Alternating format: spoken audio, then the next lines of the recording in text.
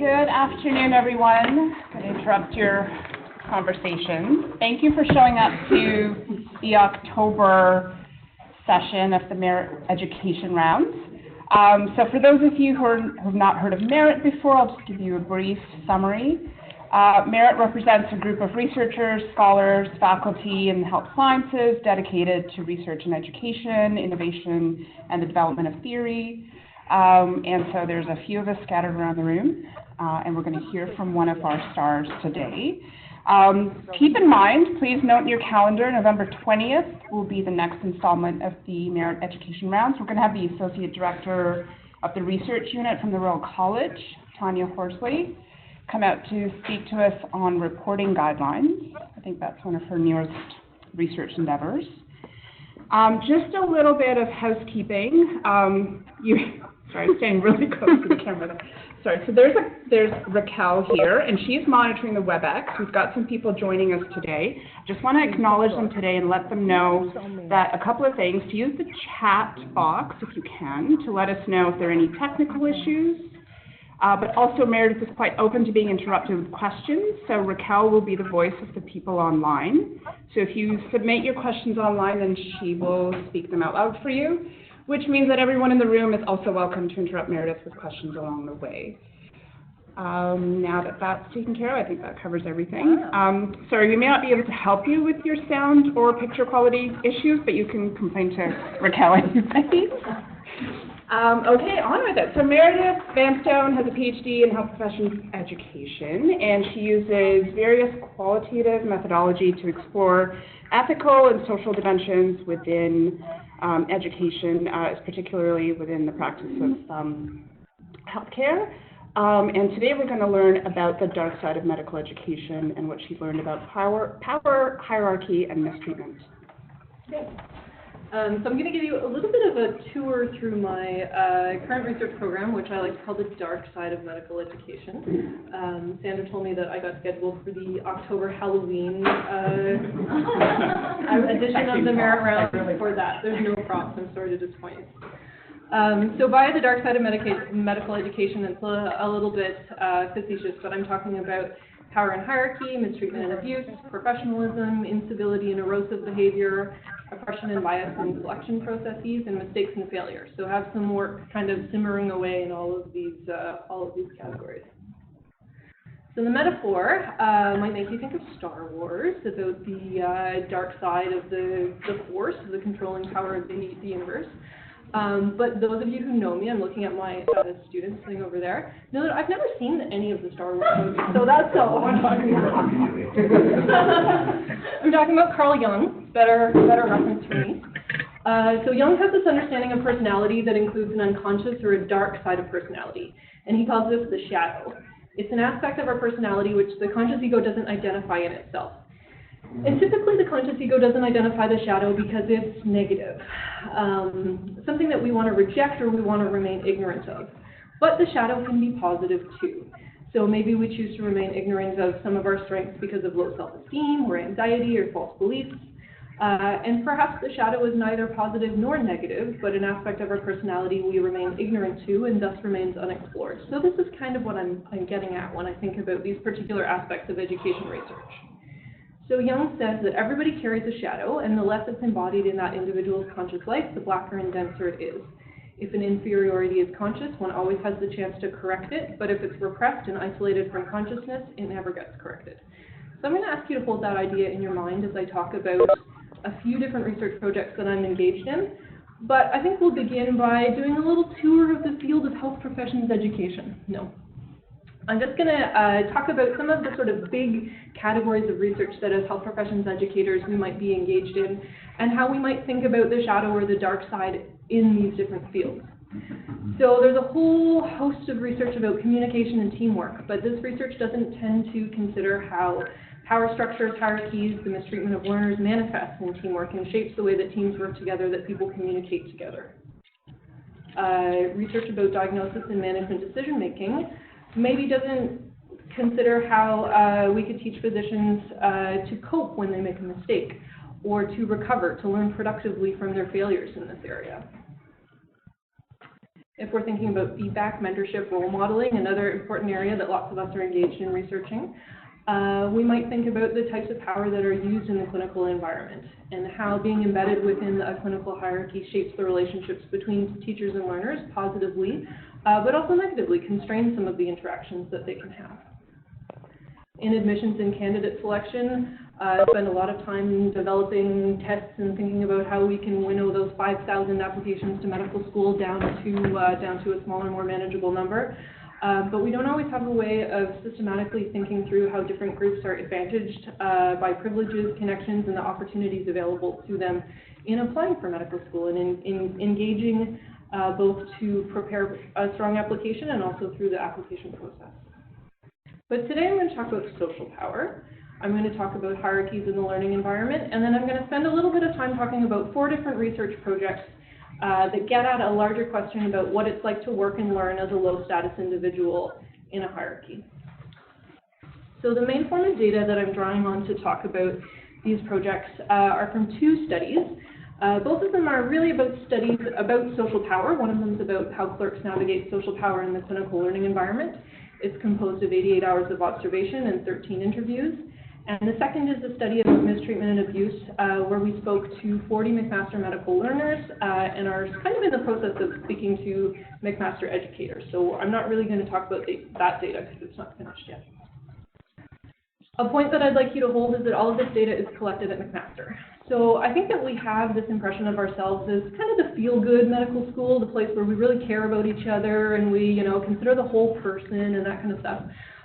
But we are not immune to the problems that are present in medical education throughout Canada and in other countries as well. There are lots of non-feel-good stuff that's happening here, and all of the quotes that I share and all of the information comes from our own institution.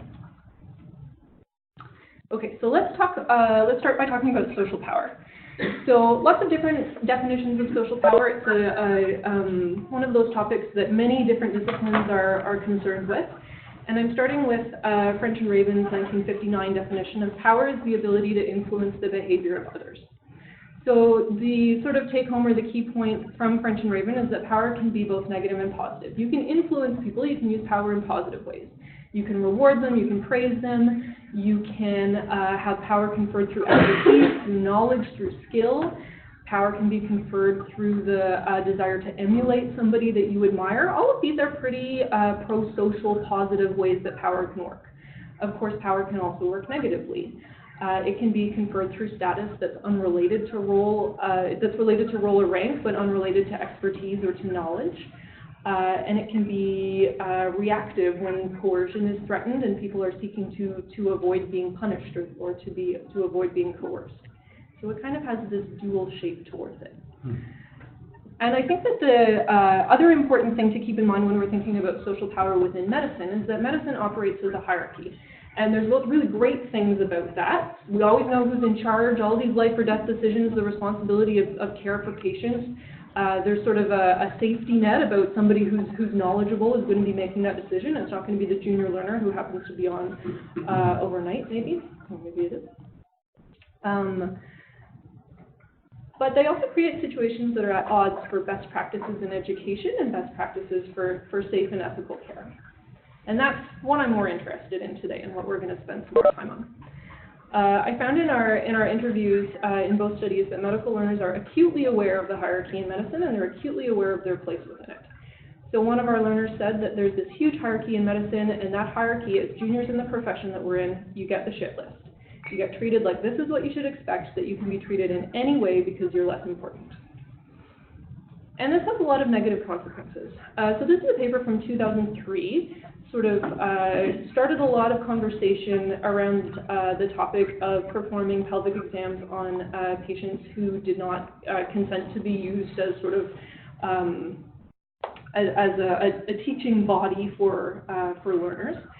And in this paper, they found that there's just sort of a widespread problem of using people to practice exams on without their valid consent. Really?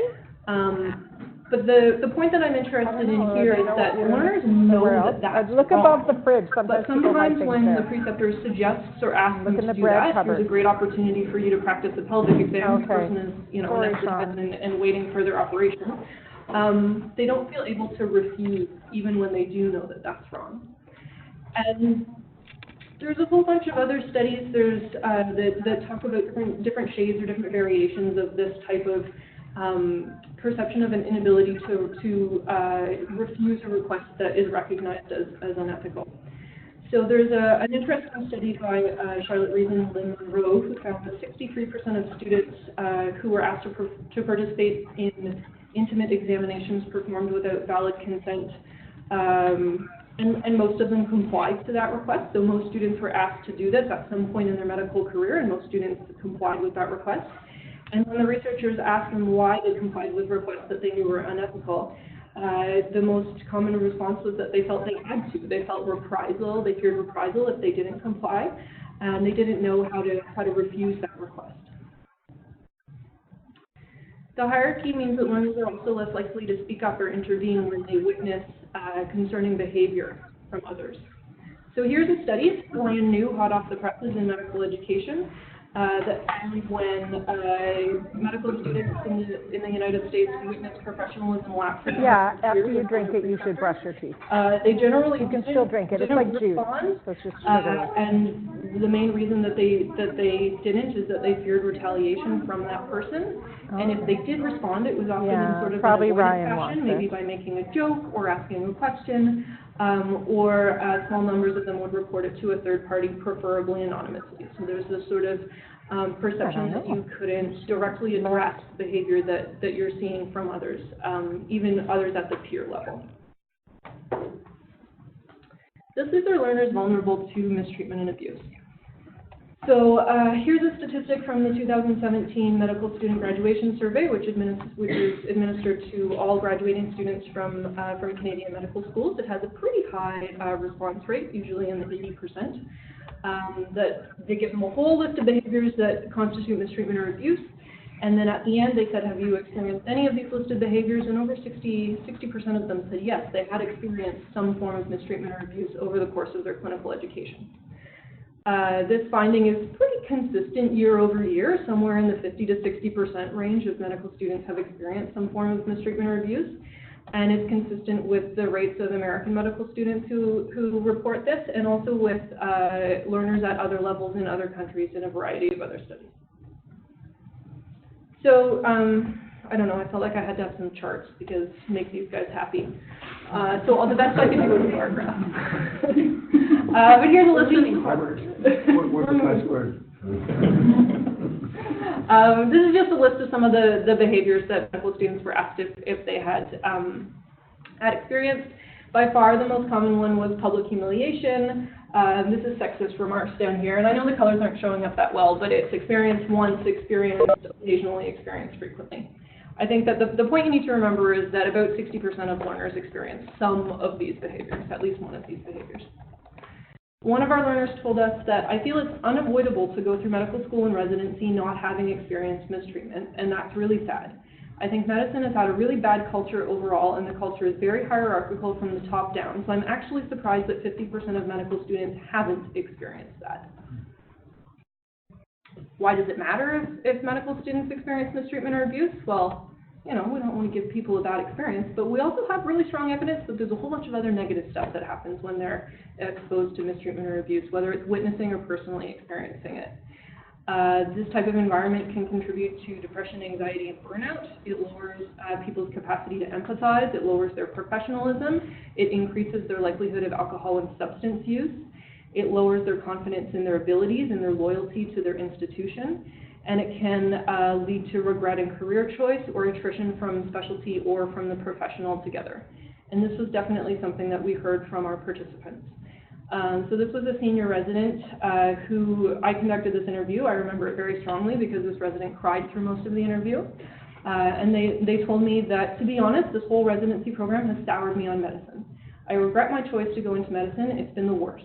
I don't think this is worth it. I regret going into it. I could have been a different type of professional. She had an unrelated degree, why am I even here? So this is someone who was just at the very tail end of their postgraduate training, who was still considering leaving the profession of medicine after, would that be 9 years invested in this training, hundreds of thousands of dollars, because of the environment and the abuse that this person had experienced. What does it do to learners who are in this culture? So I think that we have evidence that learning in a culture of intimidation can erode the trust, which is at the foundation of the educational alliance between teachers and learners. It can heighten fears of inadequacy from learners. It can lower confidence in their abilities. And I think one of the things that should be most concerning to us as educators is that it can compromise the willingness of a learner to ask questions, to clarify feedback, or to indicate when they need their teacher to slow down, show them again, provide more assistance, explain something differently, that they're not ready to perform independently, that they don't want to go in there and do that procedure by themselves yet, because this has, I think, important implications for education, but also for patient care. When we have people who are afraid to ask for help when they need it because of the culture that they're learning in. So here's a quote from a participant who told us a story about how he was working with a preceptor who he felt very intimidated by because she yelled at him a lot. She seemed to have an unrealistic expectation of his knowledge. And so he told us about a story where he did the workup on a patient, reviewed it with her, and then told the patient that they could go home. The preceptor later came back and wanted to know, like where the patient was. Did you do this? And he had to tell her, no, I thought we were finished. We reviewed, and I sent her home. And then later, reflecting on this incident, the learner told us that he could have done more thorough checking. He could have gone to her and said, hey, is this okay? I ordered this, this, and this. But it was such an intimidating environment that I felt more inhibited. And as an outsider to medicine, so I have a PhD, I'm not a clinician, I've never gone through medical training, this is kind of shocking to me that a learner wouldn't feel okay going to their preceptor and saying, like, are we done here? Can I send this person home? Is there anything else that you'd like me to do? I think that it's something that becomes a little bit normalized to those who are in that culture, that there would be this kind of fear or intimidation, this inability to ask questions. But as an outsider, it's kind of flabbergasting that a learner would feel this way. And the studies that I'm going to talk about in most of my research program really do focus on learners, but I think it's also important just to take a minute to think about how these environments shape and impact patient care. So I wonder if we really believe that patients are getting the best possible care when they're cared for in an environment where over half of our learners report being mistreated. And with what we understand about the negative sequelae of mistreatment abuse in terms of depression and burnout and vicarious traumatization and substance abuse and suicidality and all this, evidence seems to be emerging every single day about the negative sequelae of mistreatment and abuse and about the difficulty of the environment in which physicians work. I don't think it's a surprise that people are having a challenge going to work every day, that they're experiencing this, and I don't think they probably are able to do the best that they can for patients when they're working in this environment. There's a huge amount of normalization that goes on towards medical students about how we should tolerate being treated, and I really disagree with it. And also I'm very concerned because I think that if a medical student is treated this way, most likely nursing staff are as well, and patients occasionally are too. So there's quite a body of literature about mistreatment and abuse in the nursing literature, so what nurses experience from each other and from other professionals. But there's not as much within the physician literature. This is an area that's sort of emerging. But to return to learners, what's it like to try to learn in this environment? So I'm going to talk a little bit about a study that's just wrapping up, almost ready to submit. That we've called Strategies for Actively Negotiating Power from a Low-Status Position. It's a grounded theory study of how medical students work and learn in clinical environments. And this was conducted here at McMaster, as I said at the beginning. So we started this study wondering how medical students react to the power that they experience, what they perceive, and how they kind of work through it as they're learning.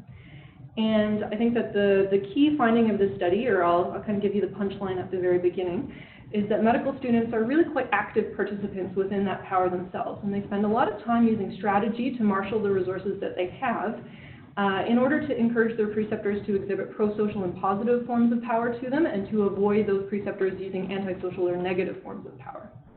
And I'll talk a little bit about how they did that. But it's interesting when we compare it to the other literatures about social power, because there's really quite a rich literature of in social psychology and management and organizational behavior about social power and how hierarchies and superiors and subordinates sort of work together in a variety of workplaces.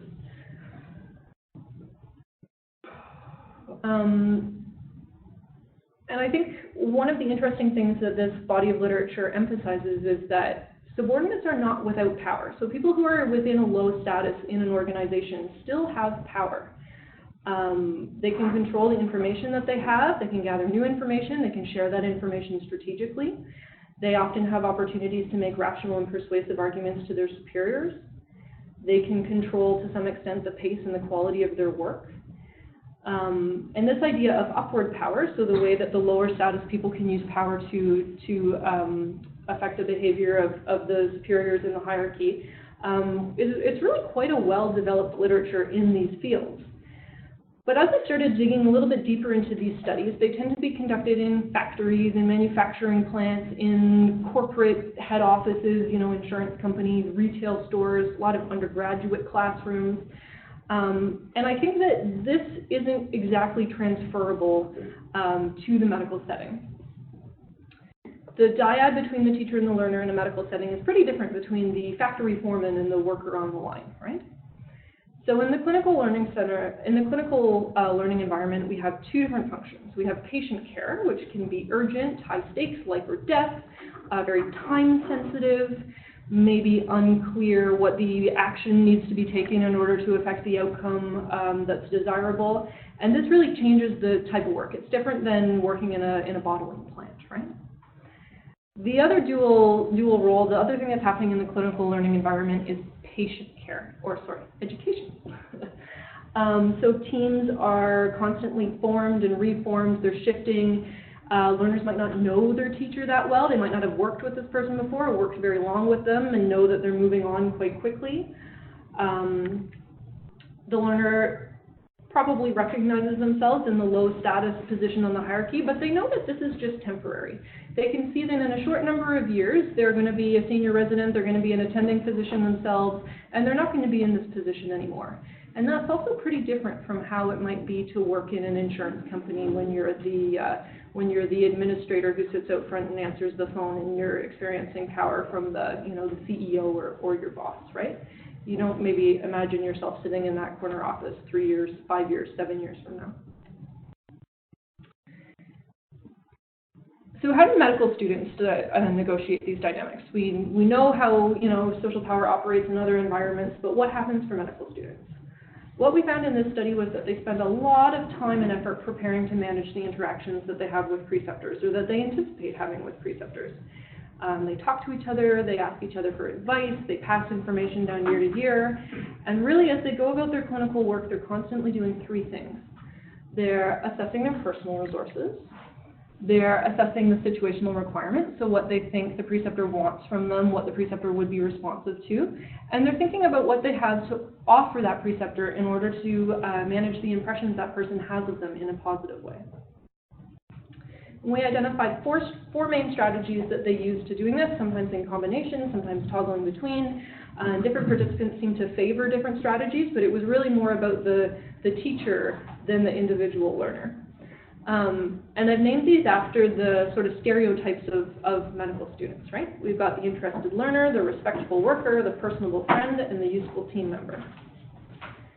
So as a medical clerk, being a respectful worker means being aware of the hierarchies that exist within the medical workplace and participating in those hierarchies by following written and unwritten rules of interaction.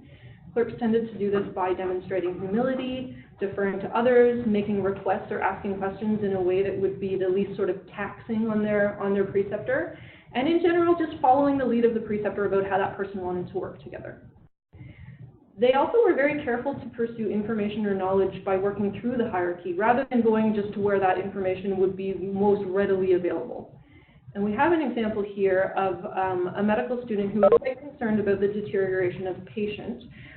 So she really kind of works through the whole hierarchy. She calls the resident, this person attends, they call the senior resident, that person attends, they call the resident on the consulting service.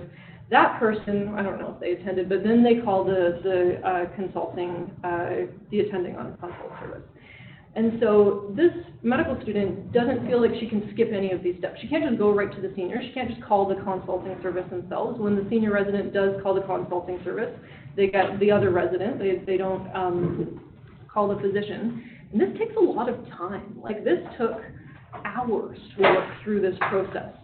And it probably would have been faster if she could kind of skip some of that hierarchy. She didn't. Another strategy is to be a useful team member. So useful team members are clerks who can get stuff done, who are quick and who are competent with systems and who can demonstrate efficient performance. Useful team members are the type of team members that they don't need to be shown how to work the EMR, again, in this particular clinic. They don't need to be shown how to troubleshoot equipment. Nobody needs to tell them where to go to get the whatever equipment they need for the procedure. They don't slow the team down. So they don't slow the team down because they have questions. They don't slow the team down because they don't know how to do stuff.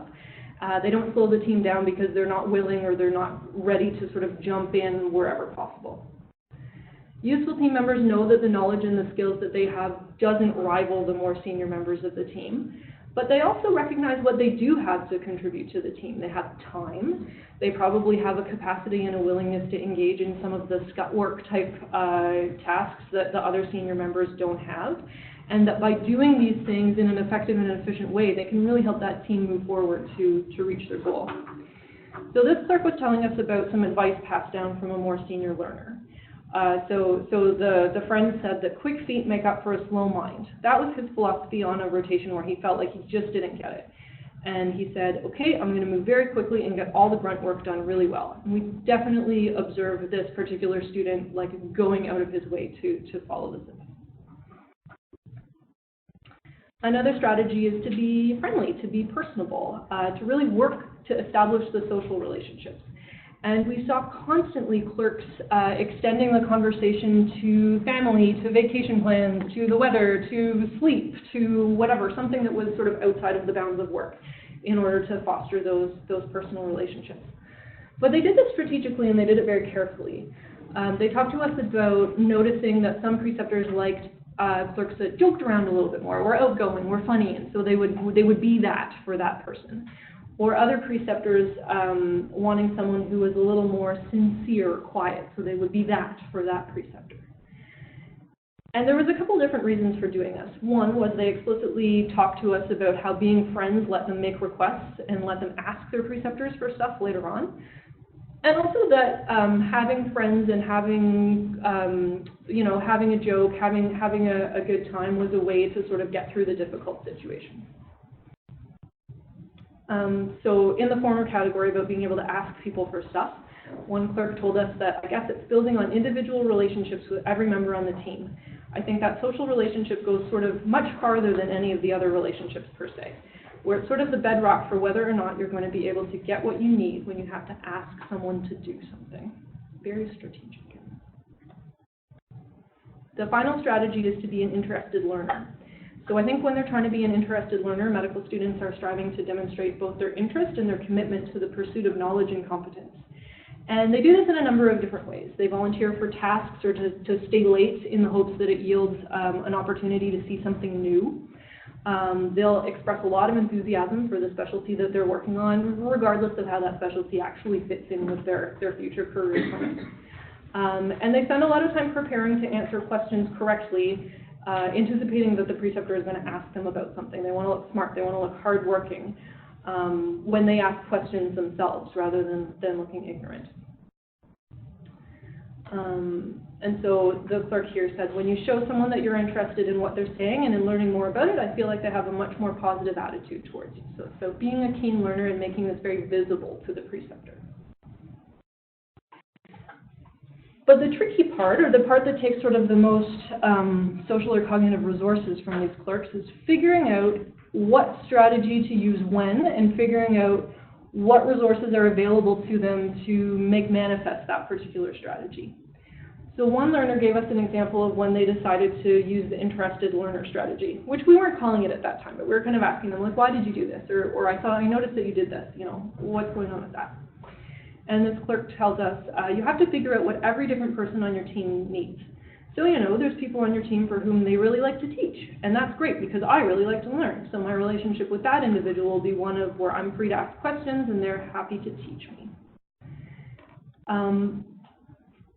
But this gets a little bit difficult when you're on a rotation where the preceptors change very quickly, because you might be meeting somebody new, not working with them very long, and not having much of an opportunity to kind of figure out what that person expects from you or figuring out what they want. So here's one for the back corner. So on Emerge, it was kind of like every shift you had to pick it up, the dynamics of working with a different person each time. It was stressful and it was challenging to adapt the way that you present so frequently and so quickly. I just make a comment. Yeah. We feel the same way about them. Makes sense, right? Yeah. Yeah. So this is kind of a nice segue into a project that's being led by Emily Block, who's just about to submit her master's thesis for her degree in health science education. And Emily's master's is called Keep Your Head Down, the impact of clinical environments on trust building and emotional well-being of clinical clerks. So Emily's study is a grounded theory of how the clinical environment shapes the relationships that form between teachers and learners. And she found that trust was a really essential element of positive relationships. She also found that some clinical environments are much better for forming these trusting positive relationships than others. Some environments, mostly the really hierarchical ones, make the establishment and maintenance of trust very difficult. I think the key take-home message from this study is that it's possible to form trust and to have positive relationships in any clinical environment, but some of them are going to take more work than others to do that. So the type of environments which provide fertile soil for growing trusting relationships are those where there's an ample opportunity for interaction between the teachers and learners. That might mean the relationship is longitudinal. It might mean that the number of learners and the number of preceptors or the pace of patient care or the way in which they review together just has a little bit more slack for more interaction and more conversation. The environments that are harder to grow that trusting relationship are those in which those environments that are very hierarchical, very rule-bound, environments where the ratio of learners to preceptors is high, tended to be challenging, as did the environments where preceptors change very quickly, where there's sort of little time to develop that relationship. In clinical environments where there were extraordinary patient pressures, whether that was the severity, the urgency of the patients or long wait times, those were also places where it took a little more intentionality to establish a trusting relationship, a positive relationship. But what Emily ended up with at the end of her study was quite an intriguing list of suggestions for the fostering of these positive relationships. Finding time, even just a short time to communicate about expectations at the beginning of the rotation, learning expectations, expectations for how you're going to work together. Another important finding was that when the teacher sees that the student is discomforted, they're uncomfortable with something, even if they can't do anything to alleviate that discomfort, because sometimes the discomfort's just about trying something new that you've never tried before, you know, learning something new, just acknowledging that you recognize the discomfort could be very helpful in establishing trust between the parties. Likewise, sharing personal context that's relevant to the learning relationship. What challenges do you anticipate in this? Are you asking for slack or for a little more patience in some area? And co-creating a system of how you're going to work together. I think the final point was helping learners recognize the meaningfulness of their contribution to patient care, that even if it's just a little tiny thing, how is that helping somebody get better, heal faster, have a better experience, get back home, get back to their life? As sort of a way of showing them the meaningfulness of the work and their contribution to the team.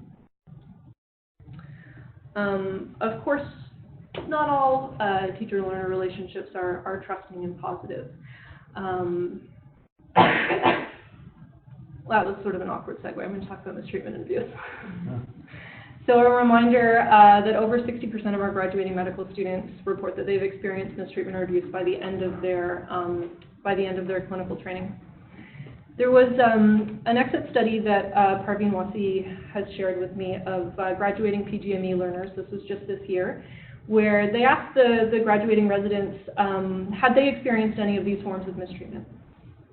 Some of them had much lower rate than 60%. And then they asked them, was there any time in your interaction with medical students or junior residents where they may have perceived your treatment towards them as mistreatment? So have you done any of this stuff? And we know from quite a lot of studies that residents are a really big source of mistreatment to medical students, second only to the faculty members, really. And so it's maybe a bit surprising that only 11% of residents thought that maybe at some time their behavior could have been perceived as mistreatment. And almost all of this was in the realm of public humiliation. So I think there was 2% of the respondents who affirmed that that a medical student might have perceived that they subjected them to offensive sexist remarks or offensive remarks related to sexual orientation. And we could parse this out about, the study had a 71% response rate. Is it just the mistreating residents are not filling out the study? Are they lying when they fill out the study? Is it just a few bad apples? We can parse that out, it doesn't matter. The bit that's interesting to me is the concept that maybe you don't understand how your behavior is perceived by learners. This is the kind of nugget that I'm interested in, right? I'm not really interested in thinking through the methodology of this survey study. So there's lots and lots of policies about what counts as mistreatment. We've got the Ontario Human Rights Codes and criminal codes, and probably about 11 different policies between McMaster, Hamilton Health Sciences, and St. Joe's about workplace violence and sexual harassment and all kinds of stuff that could be understood as mistreatment. Here's one example. This comes from the AAMC, and this is the example that's linked to the medical student graduation questionnaire, where I'm getting all these other numbers. So you'll see some commonalities here between the Ontario Human Rights Code in terms of examples of mistreatment, including sexual harassment, discrimination or harassment based on race, religion, ethnicity, gender, or sexual orientation, humiliation, psychological or physical punishment, the use of grading and other forms of assessment in a punitive manner. It sounds reasonably straightforward, I guess. It gives me a clear idea about what could count as mistreatment. But I think that the tricky part comes in the behaviors which aren't codified by that, but still feel wrong, still feel bad, still make people feel humiliated, shamed, uncertain about what's affecting their assessment, uncertain about where this is coming from. And we could think of these behaviors, these mistreatment behaviors, as being on a spectrum. Many participants in the study by Gann and Snell, and then again in our own study, reported behavior that would be considered outside institutional definitions. So Gann and Snell posit that mistreatment is environment-based, that it emerges in the context of the environment in which medical learners are learning and working, which they characterize as an exploitive organizational culture that systemically deprives students of agency. They also think, and I tend to agree, that definitional ambiguity contributes to the perceptions of abuse and also can exacerbate low levels of reporting. So we know that very few medical learners go forward to report their experiences with mistreatment or abuse compared to the number who will report anonymously on a survey like the medical student graduation questionnaire that they experienced this mistreatment and abuse. So this is a study that's currently ongoing. We've more or less closed data collection for learners, and we're turning to the educators now. But we asked learners who have been associated with McMaster either currently or within the past 5 years about their experiences with mistreatment or abuse and how they made sense of those experiences, about what counted as mistreatment or abuse versus what was just sort of erosive or rude or unprofessional behavior. And I'll share a little bit of those results. So something that, I don't know if I would say it was a surprise, but it's sort of the take-home message in that there wasn't a lot of consistency in the types of experiences that the respondents would characterize as mistreatment versus not mistreatment. We have all kinds of examples of what sounds like essentially the same experience that one person will say, oh, that was definitely mistreatment, and someone else will say, I don't know, I didn't really know what to make sense of it, it didn't sound like mistreatment. When I think about it now, maybe it was, but at the time, lots and lots of examples of that. The interesting part comes in that there was quite a bit of consistency in how they draw that line. So not in where they draw it, but in how they make this decision. So I know that you can't read this, that's okay, it doesn't matter. But I've made a list of some of the experiences that we gathered that were undoubtedly mistreatment, according to the learner. So this is all stuff that's happened in McMaster, sexual assault, physical assault, threats of assault, Lots of yelling, lots and lots and lots of yelling in front of others because they answered a question wrong, because they were in the wrong place. Threats of violence, requiring the medical student to work extreme hours. So we had one person tell us that she was required to be at the hospital from 8 a.m. until 3 a.m. or whenever the delivery was finished on an obstetrics and gynecology rotation for the entire rotation, every single day. Demeaning, yelling, belittling, berating, sending a student in to perform a skill without demonstrating it when they said that they weren't comfortable, they weren't ready for doing this, all kinds of stuff. Does that surprise people that this is happening here? Yeah. Yeah. The choking one is a bit surprising. Yep. Okay. That's the other. That's really surprising. Slapping too, I would say. Yeah. Okay. Some of the experiences that people described were they weren't really sure whether or not they were mistreatment, that they kind of fell in this gray area. Included a lot of question asking, about asking questions past the point that the medical student had reached the limits of their knowledge, but the questions continued and negative responses were received to not knowing that.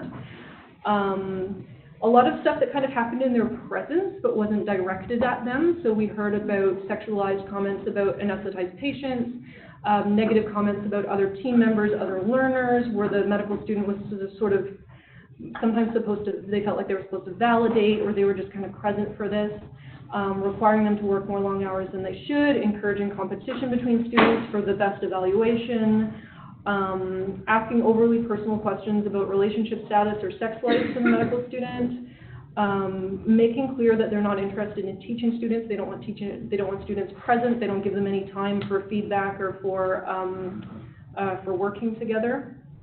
Requiring the medical student to do excessive scut work that was unrelated to their learning or the patients that they were responsible for. So there's a whole bunch of these ideas that kind of overlap, that occur in both categories, that some people thought were mistreatment and some people thought definitely weren't. So some of these were sort of neglecting medical learners, not acknowledging their presence, not giving them time for teaching, not making opportunities available. The whole asking questions, pimping thing came up on both sides. Putting medical students in a position to work independently when they didn't feel like they were ready to do that, requiring them to stay late, and then just any kind of negative response to information that they did contribute.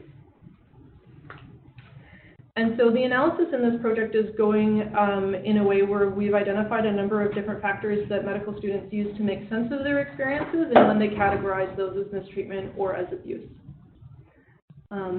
And I'm going to go through these a little bit quickly because I want to make sure that we have time for questions.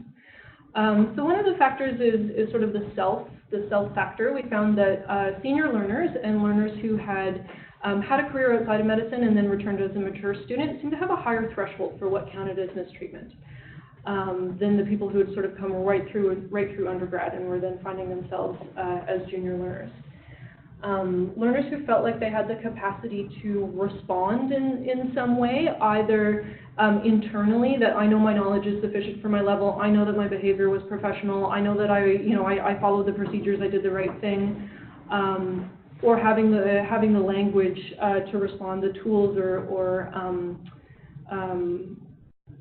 even the confidence to respond directly. Both shape the way that they contextualize that experience and also their ability to cope with it later on. The relationship that they had with the person who was responsible for that behavior was important. So if this was like generally a pretty positive relationship, there was a lot of forgiveness for occasional mistakes or comments or requests which seemed to overstretch the bounds. And I think that speaks directly to Emily's thesis and to her findings. Whether or not the behavior happened in a group scenario or as an individual, whether the behavior was targeted at an individual or targeted at a group, whether the behavior targeted at an individual targeted an aspect of themselves that they could change, like their knowledge or their competence, or whether it targeted an aspect like their race, their gender, their age, something that they couldn't change. That increased the severity of their assessment. whether this behavior would affect outcomes that were important to them. So if they thought it would affect patient care at all, if they thought it would affect the evaluation that they got, their residency application, they were more likely to judge it as more severe behavior. And then one of the most interesting categories to me is intent.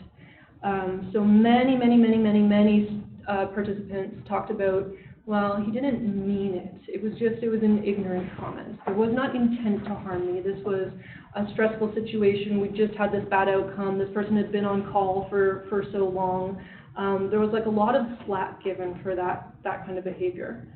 But then we had a divergent view, and one which was expressed quite eloquently by one participant, that the intent doesn't really matter. And this has also started to arise in the interviews with educators. So this participant said that I come from communities where the discourse is that intent doesn't matter. In these communities, someone will make a comment that they don't intend to be racist, but it still felt racist, so a racist comment it ends up being. And this is something that I'm looking forward to exploring further in this analysis about where intent lies in how learners contextualize the experiences that they have. So I think that the take-home messages from this study are that there's this huge gray area of experiences. That there's definitely some stuff that everybody understands to be mistreatment. The sexual harassment, the threats of physical violence, the actual physical violence, the actual sexual assault. Not much of a question about whether or not that counts as mistreatment or abuse. But there's a whole bunch of stuff happening that learners aren't really sure about how to make sense of. One thing that I think is not surprising to anyone who actually works in this field is that learners aren't looking at the policies when they decide what counts as mistreatment or abuse. They're not pulling up the McMaster Student Code of Conduct to, make sense of what they experienced. And that positive relationships between whoever perpetrated the behavior and the learner create a lot of slack. So there was one resident who told us that she had a preceptor who really went out of her way to create good learning experiences, to give good feedback. She wrote reference letters. She really kind of felt like this person had taken under her wing to mentor her. But this person would also continually ask her to stay really late and do a whole bunch of dictations or charting or something for patients that she'd never even seen. So there was this sort of like, she's giving me all this, but she's also expecting me to do all this. But the learner felt like that was probably an okay trade-off, and went through the rationale of, well, she's giving me her time in this area, so I can give her my time in this area. And that was a pretty common way of making sense of these experiences. The other thing that I think is important is that we saw from learners that when they felt like they knew how to respond, that empowered them both to cope with these negative experiences, but also to address them. So whether it was addressing the experience directly with the person who'd done it, whether it was talking to a senior mentor, the program director, or someone else, that there was something about knowing how to respond that was really important. And this concept of knowing how to respond brings us to the fourth study that I'm going to talk about, which is the barriers to reporting.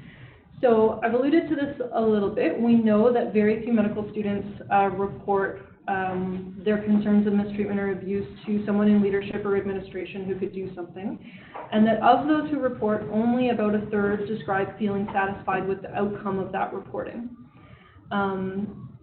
And, we have a sense from the literature of what some of these barriers might be, that the incident isn't important enough, that it didn't think anything would be done of it, that there was a fear of reprisal. And so another one of my master's students, Amanda Bell, is working on a thesis, again for health sciences education, about how medical students decide to report their experiences of mistreatment or abuse. And so this project started out actually as an examination of what the barriers to reporting are. But as Amanda started to really work through the data and started to engage in analysis, she identified that this decision about whether to report or not is something that starts way earlier than whatever that experience of mistreatment is. That it draws on where the medical student sees their place in the institution, where they feel vulnerable, where they feel safe, what they understand as acceptable behavior, their thoughts about the priorities and the values of the administration and the school. They kind of come into whatever their experience with mistreatment is with all of these ideas, and then that's what they use to make sense of how they should move forward. So we heard lots and lots and lots about fear of reprisal. The student said, I was too scared to make any formal report because there was this underlying threat from multiple people of it affecting my CARMS match, affecting my performance on the rotation, so I never told anybody about what happened. And we heard this over and over and over again from people who'd experienced mistreatment.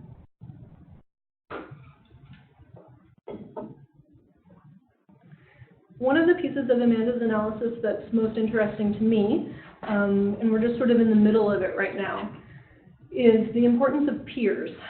So medical students, she's focusing on students, not also residents. Medical students feed forward information about what to expect in the clinical learning environment, what can be tolerated, what a particular preceptor is likely or unlikely to do, and also what's likely to happen if you do a report. So we heard lots of stuff about, oh, this person's been doing this for years, and people have gone forward with it before. People have written it on their end of block evaluations, and nothing ever happens. They're still here. Why am I going to put myself on the line to report this person when other people have done it and nothing has happened? Over and over again. Students also mentioned the importance of peers in supporting them after their negative experiences and debriefing and preparing to move forward and then move on to the next rotation, and that was essential to continuing. When we asked students what would encourage them to report their experiences of mistreatment to the administration, we expected to mostly hear stuff about what they wanted from the institution. And we did, definitely. They want anonymous forms of reporting. They want to know what happens to the person when they report. But they also really emphasized that they wanted formalized peer support networks for understanding what the reporting process was like, for working through that experience, and then again for coping with the aftermath of whatever that experience was. And that was a very strong sentiment. But there's a negative side to this peer thing as well. And so we had some participants, not a really large number, but some say that there was pushback from amongst the student body that we should be able to take this as medical students. That those of us who can't, or those of us who are subjected to mistreatment, it must be due to something that we did wrong. And I think that this is probably one of the most concerning pieces of data from this study to me, that people are feeling constrained from going forward because of what their peers will think, that their peers will think that they did something to invite this mistreatment, that it's some kind of inadequacy or lack in themselves that prompted this. Okay, so the peer thing is interesting me these days as I think about where this is going next, what the next steps are. And I think of it as sort of becoming the light at the end of the tunnel, and probably where some of my future work is going to be pointed, because we've seen peers over and over again mentioned as being important for support, for the potential of them intervening as bystanders, for the main reason for reporting being to prevent other people from experiencing the same behavior from this person, was like the most likely reason that someone would put themselves on the line, would risk that reprisal. And also for debriefing after difficult experiences and for sort of like figuring out how to get through together. And I'm also seeing some importance of peers and colleagues in a couple of other projects that I'm just going to mention very briefly, because I don't want to send you all home on a sad and depressing note. So I'll talk about some stuff that's like a little bit happier. So in a project that's with Sujani Kandasamy, who's a PhD student in HRM, and also with Drs. Montero and Chan Sherbinoff, who I see have both left. No, they told me they had another meeting. We've been collecting stories about how physicians cope with their personal mistakes and failures. So when they make a mistake, either in diagnosis or management, what do they do with that? And we've asked them to share stories about stuff that's happened a long time ago that's kind of stuck with them over time. We're still just kind of finishing data collection, but of course, because we're qualitative researchers, we've been analyzing as we go. And one of the things that's emerging from this is the opportunity to debrief with trusted peers as being really, really important in transforming that mistake or that failure into something that's sort of productive and something that they can move forwards with in a way that's going to improve their practice, or even a way that's just going to let them keep practicing and keep doing the work and keep showing up every morning. Lots of people talking about how the opportunity to go over the information that was available to them with somebody that they trust and say, like, would you have caught this? Would you have seen that? What should I have done? What would you do in this? How do you, how do you work with your learners to make sure that this doesn't happen on your team? That was really, really a key aspect of learning from mistakes and moving forward. One of the sort of most happiest generative research projects that I'm involved in, ironically, is about death. It's about end of life in the ICU. It's led by Deborah Cook, and we call it the 3 Wishes Project. It's this idea of when somebody's at their end of life in the ICU, the clinician team kind of mobilizes to speak to the family and the friends and to the care team about how they'd like to honor this patient at the end of their life. Some things that they might do to kind of honor that person's legacy, to help the family with the grieving process, and to kind of help people move forward in this difficult time. And so Deborah started doing this, I think because she recognized some of the challenges of working in the ICU. There's so much technology there, patients are often unconscious, that it can become a very sort of dehumanized environment. And Deborah saw the 3 Wishes Project as a really simple way of bringing some of that human connection back in, whether it's a connection with the family members or with your colleagues on the team. And so we have, this project is going on at, I think, about 11 different ICUs across North America, and we have 4 sites in the multi-center study. And at this point, I think we have almost 300 interviews with family members and clinicians. And the really strong themes are that this sort of way of forging these human connections is important in calling forth compassion, in re-recognizing the meaningfulness of the occupation, the importance of the work, the honor of the work of being with somebody at the end of their life.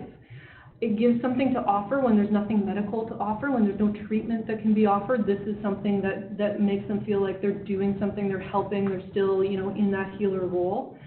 And also reconnects with some of the values of why they joined medicine in the first place.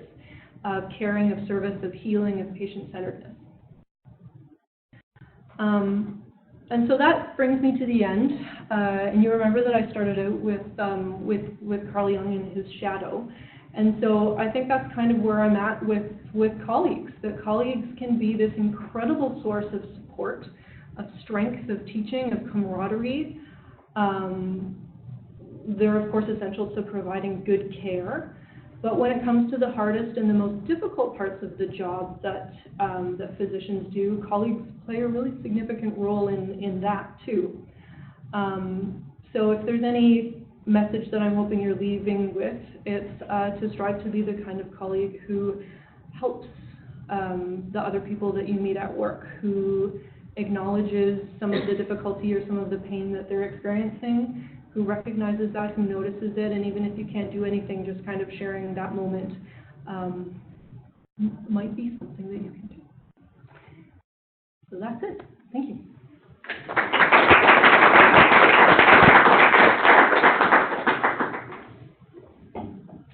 Question?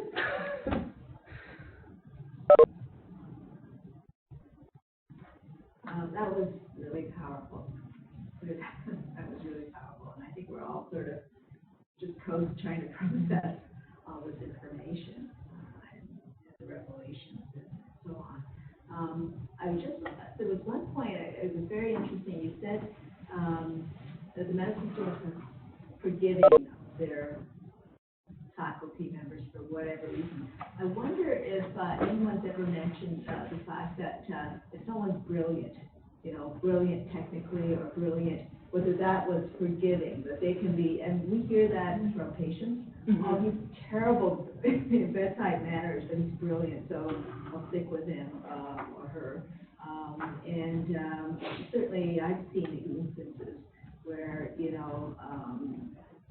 certain faculty get a little bit more, power because they are just brilliant, and people will put up with a lot of stuff because of that. Have you heard that in your interviews from the learners? Definitely we have. It often comes out in terms of patient care, that medical learners seem willing to tolerate worse behavior from people who are, whether they're like really brilliant clinicians or sometimes they just have a wonderful manner with patients. So there seems to be this phenomenon, and it's kind of interesting to me as an outsider because I don't experience those sides of a colleague where somebody might be so sensitive, so empathetic, so like really just wonderful with their patients, and then leave the room and start berating their learners. And learners seem willing to give that person like a bit of slack because they see that they're doing excellent work and they're caring for patients. So one really good example of that No names. is a very revered Sawali Muslim, Okay. who many people think they were put wrong, but although he was a great clinician, he had a terrible reputation for pimping medical students on the wards, especially when he was in Baltimore. He was quite a terror to the medical students. And this, I mean, what you've been describing is a culture that actually goes back to the European guilds of the 15th and 16th century of male-dominated physicianly behavior, which has just slowly come down through the centuries and is still here. And I think, you know, your work shows that it's obviously abuse is still out there, but in fact, there's a transparency now. There's more outing of this behavior, and I think we should start looking at, so why is that? There's that, you know, some of the increased reporting that's been going on in the graduation questionnaires, and Rob White and those more closely affiliated with the MD program now can tell you, is that there's a lot of work suggesting in fact the reporting rates are in fact increasing. Now, I don't necessarily do interview with students, but when you let them report, self-report in questionnaires anonymously, some of the high rates reflect not more abuse, but more reporting. I think, I mean, we've certainly seen it with sexual harassment very recently, that something that was considered normal, certainly when I was growing up, perfectly normal. We never think of reporting somebody for pinching the bum. I mean, that's just what happened when you got on a public bus. Is now it's no longer considered normal, and this is a good thing. So higher rates of reporting reflect, amongst many other things, a shift in culture, which is good. And so I'm actually encouraged when I see high rates of reporting. Now we just need to make it actionable. But I think certainly reflecting back on 40 some odd years, what was acceptable when I was a medical student and a resident, I mean, it's absolutely inconceivable that people could get away with behaving with things around behaviors that we just thought, oh yeah, well that's just that person, that's just what it is.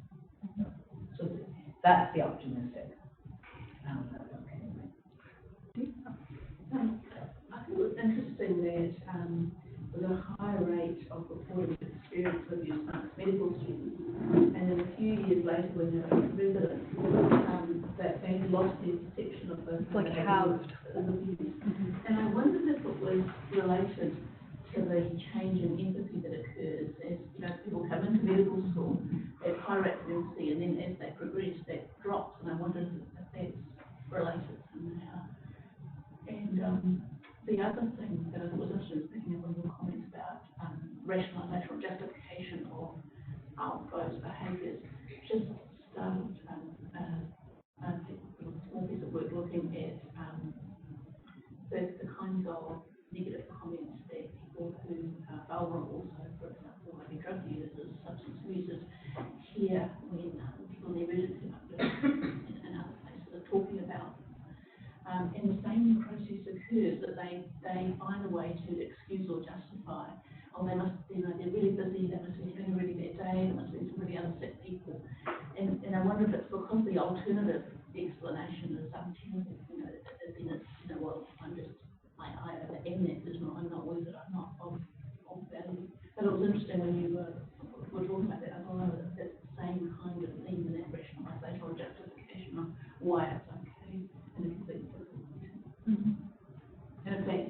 were showing the society here, they were showing the empathy that the system should have been demonstrated or missing. Yeah, really empathetic towards some of the people who are abusing them. Yeah.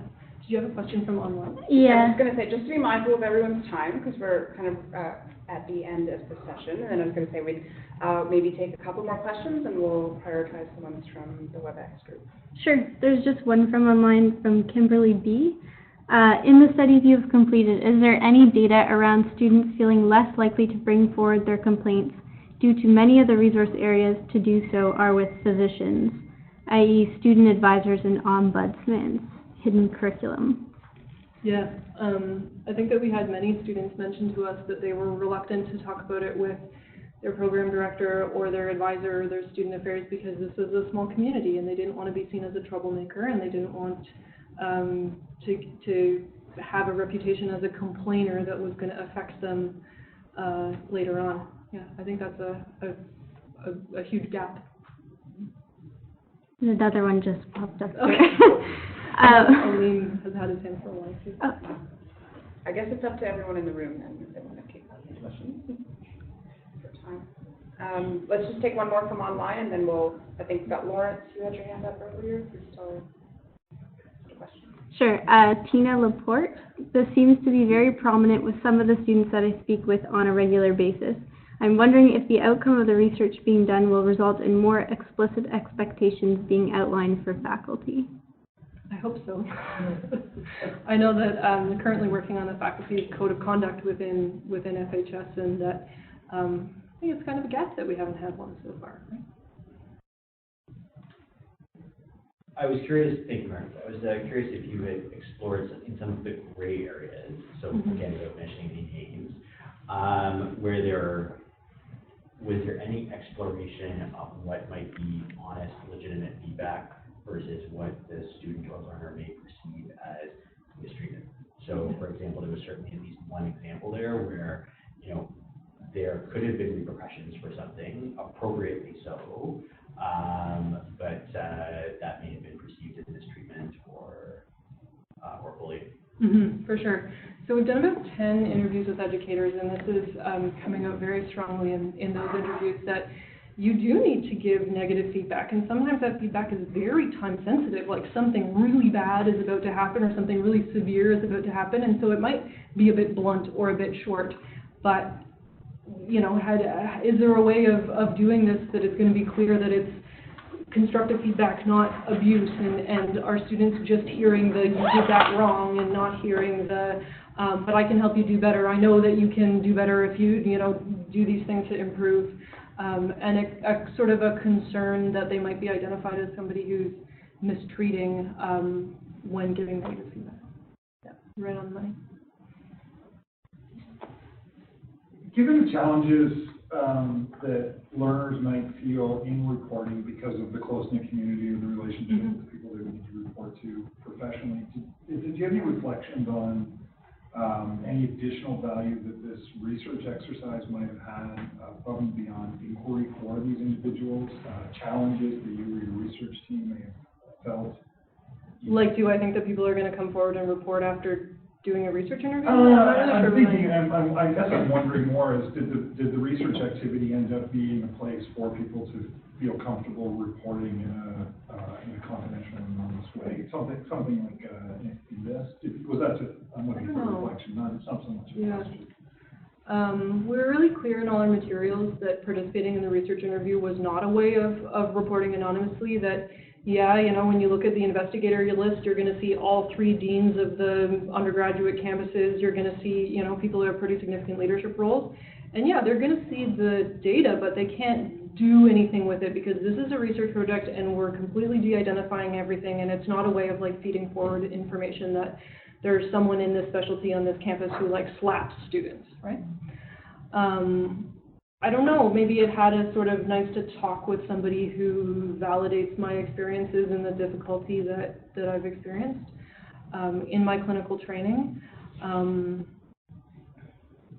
don't know. Sometimes it's called bear witness. Yeah. and it's I bet you some of the people never discussed it, so they discussed it in the interview. Are you getting at catharsis? Is that what you're getting at? Yes. These are both better words than what that I would use. I'm getting at the idea of giving people the opportunity to speak about their experiences and to bear witness to them. And I think that, in my opinion, there's a value to the research program above and beyond the findings that you generate here. Insofar that you give people an opportunity to do this in a place where they clearly feel safer talking about it than they do going to their student affairs.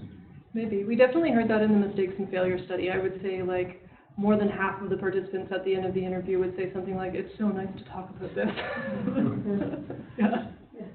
So I wonder, someone commented about the mistreatment part, is where are I mean, granted, some of this is probably happening when no one else can see it, but I do wonder where are the bystanders, right?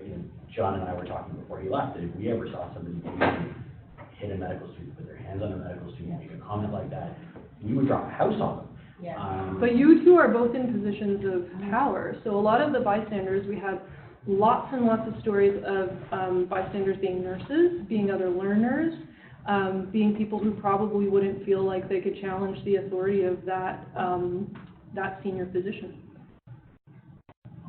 There is going to be a workshop in March that is going to deal with dealing with some of the gray areas in professionalism, and that will have a focus on bystander and how to sort of enable bystanders. Yeah, I think the whole bystander intervention technique could really be like very readily transferred to this this context of just, even if you feel like you can't say that behavior is wrong, like you were mistreating that student, to start a conversation about something else and distract and move away, or to approach that student outside of the scenario and say, hey, like I saw what that person did to you, are you okay, would you like to talk about it? Could be very important. So I'm just gonna go to the lady with the lavender. Oh, why don't you had your hand up before? So, this was a great talk, thank you so much, and I'm trying to process it, too. Come back to your pie chart slide about the 60% that experience mistreatment and the 40% who said they don't. So acknowledging that maybe there are people in that 40% who actually have, but for whatever reason aren't willing to put themselves in that 60%. But I guess if you assume for a minute that there are actually people that haven't experienced mistreatment, and I would say that as a medical student, I can probably I did not experience mistreatment, and I realize that I'm probably one of the rare people that didn't. I certainly did as a resident, but I didn't as a medical student. And I'm trying to sort of think back to, are there any studies about kind of why that might happen? Like, why do some people not experience mistreatment as a medical student? Is it just being in the right place at the right time? Does it relate to kind of personality factors that you kind of touched on, although I acknowledge it was sort of in a slightly different context? Like, I'm guessing, if you take even 20% of that 40%, let's say they actually did it, why not? If it's so kind of ubiquitous to the culture, how do you explain that? And that's what I'm trying to wrap my head around, and I'm having trouble. I haven't seen any studies like that. I have some ideas. I think that people might have forgotten, they might not have contextualized their experiences as mistreatment. That final number was formed from that survey questionnaire. It gave them like a long list of behaviors, and then it tallied at the bottom anybody who said yes to any of those behaviors. So some people might have experienced mistreatment that they didn't recognize in the list of publicly humiliated, physical threats of violence, like something like that. It's been interesting. Was it broken down at all? Because that was my question as well. I also somehow made it through medical school without mistreatment, because I remember filling out that exact survey. Are there certain personality types or certain populations within the med student group that are, or something about the medical school? Yeah, that are more affected, less affected? If you do that to him, I have no problems pushing back or reporting or. Well, do you identify with any of the strategies? I mean, it could be something interesting about this strategic way, like people that are able to use all of those strategies, for example. As a learner, well, I recognize all four of them, right? Because it's you use all of them, right? Use all of them. It depends who you're working with, right? You figure out what they want. And one of the biggest challenges of being a medical learner, and we're very upfront with our learners about it, is that you have to change who you are every day to suit who it is you're working with, right? So, Dr. X likes their case presentations in emerge this way. Dr. Y likes them this way. Dr. Z likes it something else, right? And so you have to figure it out every day what it is that person likes. So you learn how to play all of those roles, I think, to sort of, please whoever it is that you're working with. Sorry, just that is one question in the back. Yeah, I guess it's kind of a tangent to what we were talking about with bystander intervention. And also it did come up in some of the data you presented. In my research, working with transgender non-conforming students, I hear about mistreatment not just from supervisors, but also from patients. So I'm kind of just interested in what you heard about and what in the space there is for analyzing those kinds of experiences. So we made a methodological decision to exclude mistreatment from patients and family members. And part of that is, I think, my sort of action or advocacy hopes for this research, that it's really hard to change the behavior of patients and family members. There's not a lot of like policy levers to do that. And so we asked people, like we framed that for the interview, please tell us about an experience like this, and we've kind of asked not for those stories, and so don't have very many of them. So I guess my tangent to the bystander intervention was hearing about how, if I think you had on that list, of the way that preceptors responded to patient interactions with students. Just interested to hear again. Yeah. Preceptors would be helpful where that's Right. We have a couple of stories about patients mistreating a medical student and the preceptor being present and not responding or not recognizing or not even debriefing or acknowledging after the patient encounter, and that being perceived as very harmful and almost a form of mistreatment itself. But again, kind of in that gray area about if a patient harasses me and my preceptor doesn't do anything. So one of the stories was the patient was making sexual remarks to the female medical student, and she left the room and told that to her preceptor, like, this guy is hitting on me and he's being really aggressive. And the preceptor sent her back in to continue the physical exam, come out when you're finished. And that being an example of sort of a gray area of, like, is he mistreating me by asking me to do a physical, like how do you make sense of that, right? It's a really messy area of where does our responsibility for our learners versus our patients, like how do those things intersect and how do you sort that out, especially if the patient is, I don't know, suffering from dementia or like having these other factors which might be affecting their behavior. I might have missed this at the beginning because I was a bit late, but I think it's, shocking and sad that there's still such a large percentage of students who feel or have a perception of some sort of abuse, but I don't know if you addressed whether, is it just 5% of physicians who are just egregiously terrible, or is it half of us? Is it just like I see 1,000 students here and I'm going to use all of them, and so, any sense of, is it a few, is it a lot? I have no sense. Well, the data you presented was national data, right? That initial. Well, the medical student graduation survey is, across that's national data. So the 60% that report they've experienced things, that's the exit survey for all. Yeah, I'm just wondering, How many doctors is it, are I don't know if it's two bad actors that see a lot of learners, or if it's, we're all just awful. well, there's so many that are terrible. Yeah, no, I agree, and our data doesn't really let us get at that. I have identified in this data sort of clusters of stories from particular workplaces, sort of in the like specialty geographical location. And there tends to be something about a couple of bad actors and people in leadership positions that are not approachable from learners who are experiencing that, that kind of lets things foster and, similarly. In the survey work that received the power and clerkship, so we did some surveys before this, we did find that most of the reports from students about coercive behavior came from residents as preceptors. So that's, that maybe informs that. Where the residents. Resident DVDs. Yeah. So I'm just gonna take this opportunity to formally thank Meredith for presenting a wide array of research that she's got on in terms of the dark side of medical education. I welcome you to stay and keep talking with her, but if we can just congratulate her on a lovely talk right now.